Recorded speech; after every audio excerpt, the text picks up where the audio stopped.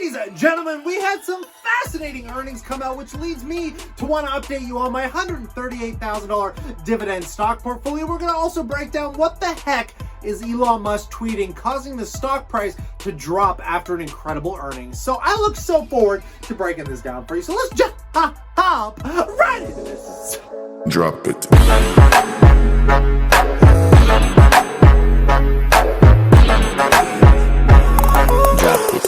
Welcome back, my passive income investors. I like it. Holy smokes, earnings are causing mixed reactions through the entire market, especially in my six-figure dividend stock portfolio. So as we do here on Fridays, I'm going to update you on my financial independence retire early journey as we overview the portfolio to start, and then we'll deep dive down into each individual account, and I'll comment on some of these earnings with my stocks. But to start it all off, ladies and gentlemen, slap that like and consider subscribing if you want those future updates. But taking a look as of this morning, the portfolio was worth $138,618. But let's start with the dividend and passive income, as I've added some future projections for my YouTube and my Shopify income now that I have some data supporting that, guys. So what I've gone ahead and did is I've added up all my dividend income plus what my YouTube and Shopify are likely to experience over this year if there is no more growth going forward. And I'm likely to make about $15,779 or about $1,314 a month, which sounds beautiful for passive income I can make from home until you realize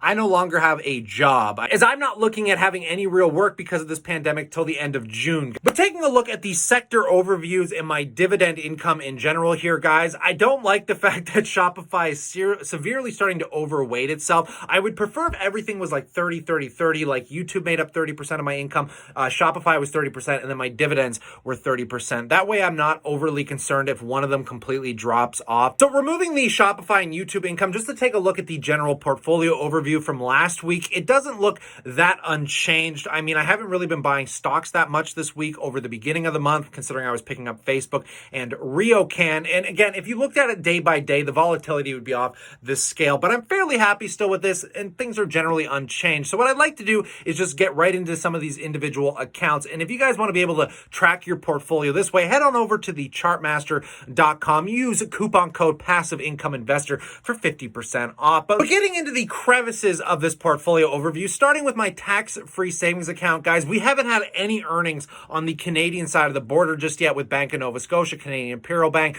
Northland Power, and the one I'm going to be highly paying attention to is that RioCan, because as I mentioned, I would love to use some of my line of credit to buy this bugger, but I want to see the earnings May 5th first so I understand where they currently sit. By the way, good news, as of going into May, my line of credit has actually dropped by another 0.6%. I'm now down to 4.9 instead of 5.5. So that is making it a lot more advantageous to want to use as well. But going into the US side of this account, talking about MO, I don't think BTI came out with earnings, but we'll start with the Sin stocks, guys. MO came out with crushing earnings. Well, not that crushing. They did have an earnings beat per share by like a cent. And overall, the reason the stock downtrended right after those earnings came out was because the government is still trying to fight them on their Juul investment, and they kind of want to sever that aspect of their company away from them. I don't think it's going to happen, but it is where a lot of the fear is around this stock. Now, I'm being 100% honest, guys. I think MO is so severely undervalued at these prices. I did manage to pick up more shares today with my share rebuyback on, so I'm really happy I was able to do that. And talking about them tech giants with Apple and Microsoft that just reported, and they both had smashing earnings, but the fear behind everything right now is the fact that they retracted future guidance, and that's the first time Apple has done it in over a decade, because I guess they don't want to be too uncertain about how their sales might be looking going forward. And I think they got unbelievably lucky going into this pandemic, and it's going to be really neat to see if they can sustain that going forward. But because of the retracted guidance and nobody knowing what the future looks like, Apple is continually going to take a hit, I think, moving forward. And if I had to make a bet on what one's going to perform the best,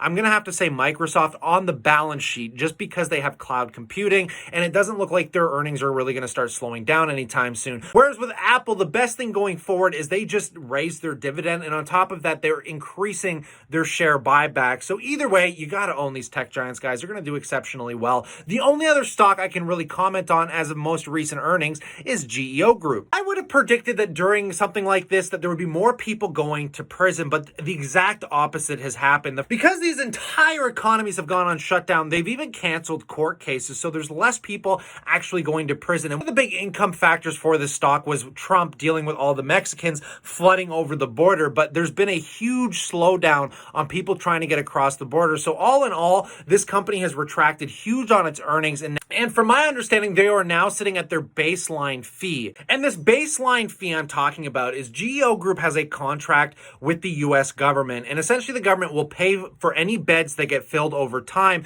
But let's presume in a situation like this where there's less people going to prison, well, the government has a mandated minimum amount they have to pay these guys, and right now they're trading very close on their income to that minimum, and they even mentioned this, but that is why they're still able to sustain their dividend moving forward. And in fact, they just paid their dividend, guys. I got more shares paid out. As we see, I have a drip set up as well. I also think this stock is severely undervalued. Now, Facebook also came out with a smashing earnings beat, which was a huge shock. They saw a massive increase in users on the platform, which was totally expected, and they also kind of slowed their guidance down moving forward because they're presuming that there's still going to be less ad revenue. And then on top of that, guys, they think once people start getting back to work, there'll be less people on the platform. But either way, the stock, I think the market's severely undervalued, causing a big jump in the stock to over $200 again in price. And I still, if I'm being honest, would be buying this stock at this $200 price range. So far, overall, earnings have been much better than I was expecting. But taking a look at my RRSP with Tesla, guys, because as of this very moment,